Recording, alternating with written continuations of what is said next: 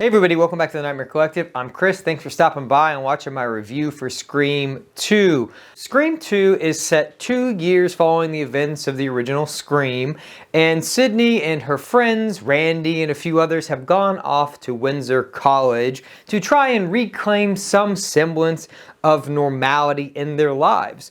But this obviously is for naught, and we open up with a great scene in Scream 2 where everybody's going to the movies and they're having a good time, and this is our introduction to the in-universe movie based on Sydney's life and the events of Scream 1, that is Stab. And this will play a vital part in the next couple Scream movies, so it's very important. But one thing I did notice and want to point out is that everybody is in costumes in this movie theater, and I was thinking, you know, like, this could never happen today, obviously, but then it got me thinking about remembering going to the theater. Like, I personally didn't dress up, but I went to a couple movies where people did, you know, such as like the prequels and Lord of the Rings, and there were so many times, and that was such a fun experience. And obviously now, after the events that took place in some theaters, that is no longer allowed.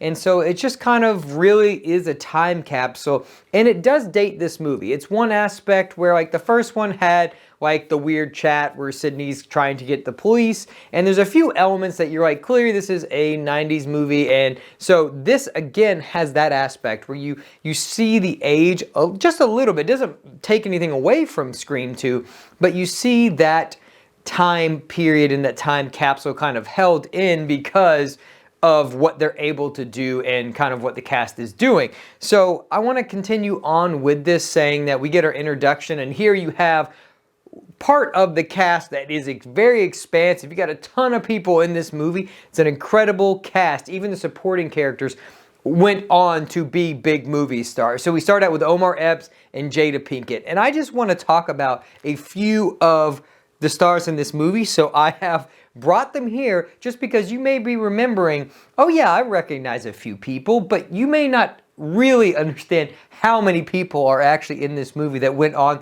to be big stars or are still acting to this day. So we've got Neve Campbell, obviously, David Arquette, Courteney Cox, Sarah Michelle Gellar, Timothy Olyphant, Jada Pinkett Smith, Liv Schreiber, Jamie Kennedy, Laura Metcalf, Jerry O'Connell, Luke Wilson, Heather Graham, Tori Spelling, David Warner, Omar Epps again, and Joshua Jackson. I really like this cast, and I like the discussion and the meta aspect in the beginning of this when they're talking about sequels and kind of laying out the ground rules for what a sequel needs to be. And you get a little bit of this in the first one, talking about just horror movies in general, and this is continued.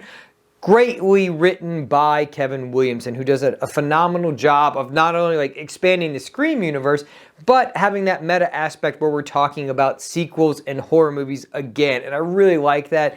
It sucks that Randy dies in this movie. I know we talk about this a lot. Fans talk about this, but it sucks that Randy died because you do feel his loss in this movie. And I know they do regret kind of killing him in this franchise because he brought such a knowledge of horror movies in general and kind of explained what was going to happen in the rules. He has that great conversation with Dewey kind of like in the cafeteria area where he's like, we need to figure out what the rules are and who the suspects could be. And I really like that aspect. And I think that was kind of missing from 5. Obviously, I'll get into that later. But that's the kind of thing that is missing from Scream. I liked that really meta aspect of really bringing in the topic of horror movies, and especially this one where they were serial killers and that's how they met.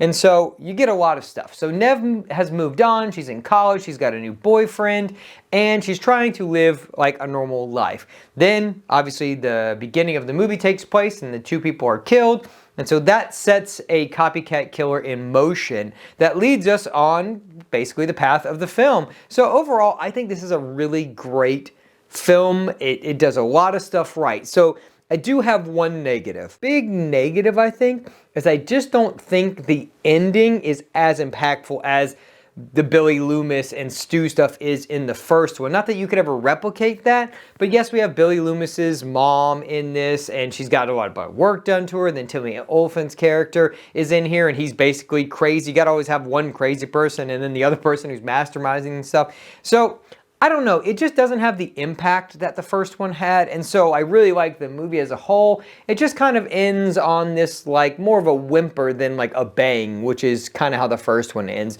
So that's why I think it still is a step down from that original film, but in every other way, I think it is superior. Like, everything that's happening is bigger and better. There's more gore in this movie. Like I said, the expanded cast.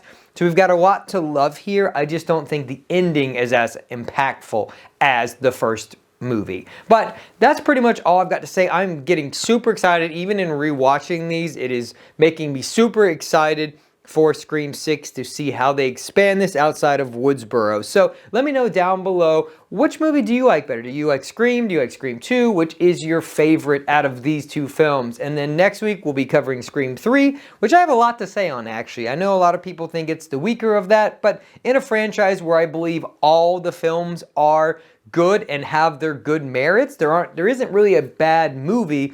There may be a lesser movie in those things, but given that Scream 3 is the worst, that ain't that bad. It's no like Halloween 5. So, you know, we've got a lot to look forward to. But that's all I've got. Thanks for stopping by and watching my review. We are on the road to 500 subscribers.